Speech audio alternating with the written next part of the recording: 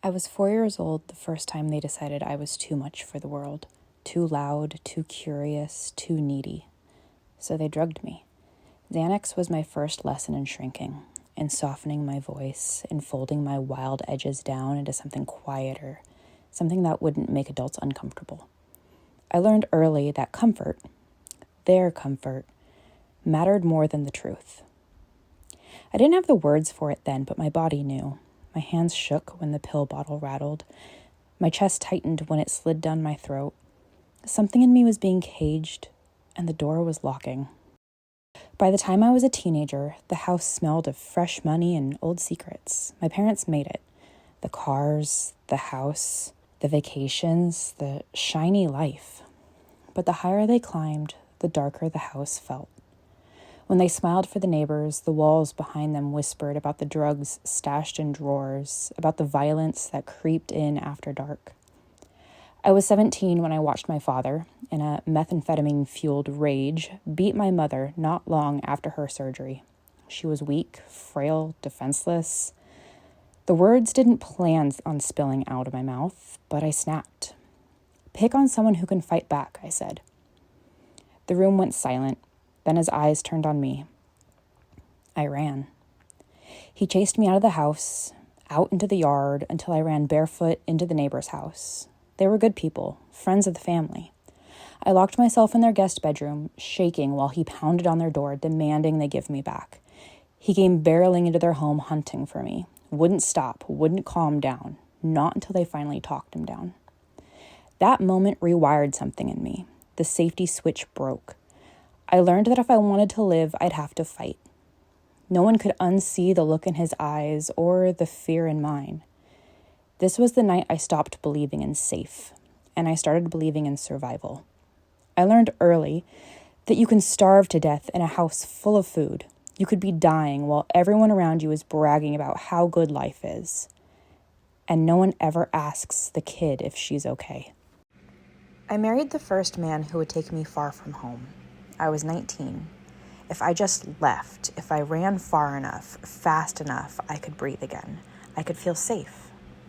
We moved to a military town, the kind where uniforms earn automatic respect. I met a lot of amazing people, and I will always have the utmost respect for our armed forces. But a man can wear a uniform and still be a ghost at home. He'd disappear for days at a time, no calls, no texts. Then I'd see him tagged in a "great to see you" post with another woman. Strangers to me, familiar to him. When I'd confront him, he'd shrug it off. When I'd tell him that my hurt feelings didn't seem to matter, he'd call it his apathetic personality. As if neglect was charm. As if disappearing was some noble, stoic thing, not cowardice dressed in camouflage. Apathetic. Funny word for someone who cared enough to lie. I stayed longer than I should have, because I didn't believe I deserved better yet, because I didn't know what better felt like, because his mom's piece of advice was, don't ask questions you don't want answers to, because breaking free twice in one lifetime felt impossible. Back at home, suicide was always floating around my mother like a ghost no one dared to acknowledge. Another rush trip to the ER, another "I just can't do this anymore." At first I was terrified, but after a while I just rolled my eyes. Another performance, another false cry for help, another time she'd survive because she didn't really want to die, she just wanted the world to save her without doing the work herself. She wanted rescue but never took the hand when it was offered, so I stopped offering mine. Her life was a loop of victimhood, of self-destruction disguised as helplessness. With all of the ER trips and hours spent in the waiting room, I got acquainted with my mother's boyfriend. When I told my mother that he was a predator, I thought she'd burn the world down for me. My mother's boyfriend didn't just steal innocence. He stole the one person who should have protected me. She chose him. I learned that betrayal isn't loud, it's quiet. It's the silence of the phone that never rings, the eyes that look away, the love that gets shut off like a switch. Everything seemed to combust at once. I filed for divorce, and I cut my mom out of my life. No mother, no husband, no home, and $80 in my bank account. As much as I dreaded the idea, I had to reach out to my dad. After the divorce papers were signed, I didn't land. I crashed. With no home of my own, no car, and barely a plan, I ended up back under a roof I swore I'd never return to. My dad's. Small apartment, big shadows, meth in the walls, shame in the carpet. It was always temporary. Survival rarely offers anything long-term. I needed to get back on my feet, so I did what women like me always do. I adapted. I found a job, I bought a car, an older Corolla with an APR so high it could have scraped the stars, but it was mine. 4 wheels and forward motion, that was enough. During that time, I started talking more with someone who'd known me since we were kids, Jordan. He was still there, waiting in the ashes of my burned life. We'd crossed paths for years, orbiting, not colliding. But now we were both untethered, and something about him felt safe. We started spending more time together, and within a month, I was officially living with him. Fast? Sure. But when your whole life has been a slow-motion disaster, sometimes fast feels like mercy. He was different. No explosions, no manipulation, no disappearing acts, just calm. But calm doesn't erase the chaos already living in your bloodstream. Because even in that new home with this man who made me feel human again, I carried my old ghosts. And I fed them. With wine, with whiskey, with whatever numbed the ache without drawing blood. Safety didn't fix the holes life had blown in me.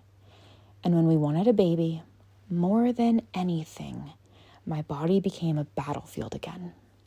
Medications, appointments, surgeries, hope rising and shattering again and again. And I got pregnant, and then I lost them, one by one. 5 babies who never came home. And every time the ultrasound showed no heartbeat, I poured another drink. The alcohol didn't fix anything. It just made the bleeding quiet. It made the hours blur. It made me forget that my body felt like a tomb. Not every story has a rock bottom moment you can circle on a calendar. Sometimes rock bottom is just Wednesday.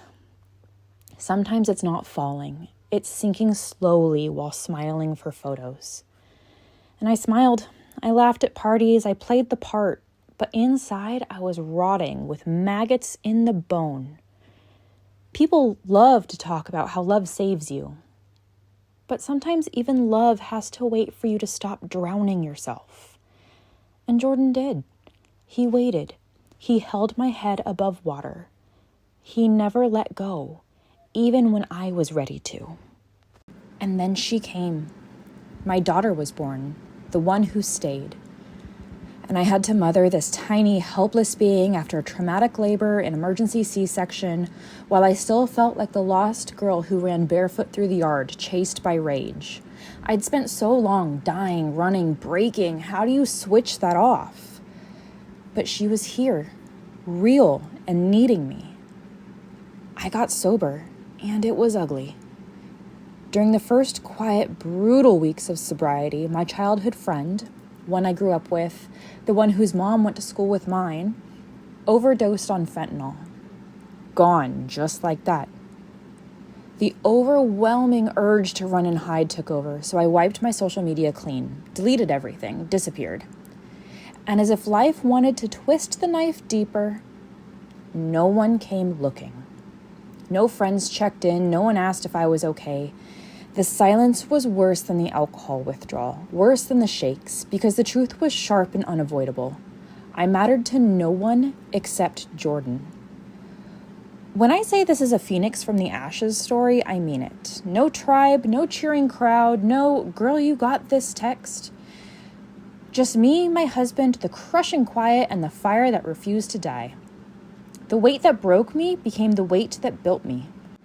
So I lifted and lifted and lifted until the weight in my hands replaced the weight in my chest, until the iron turned the poison into strength. Strength led to discipline, discipline turned into power.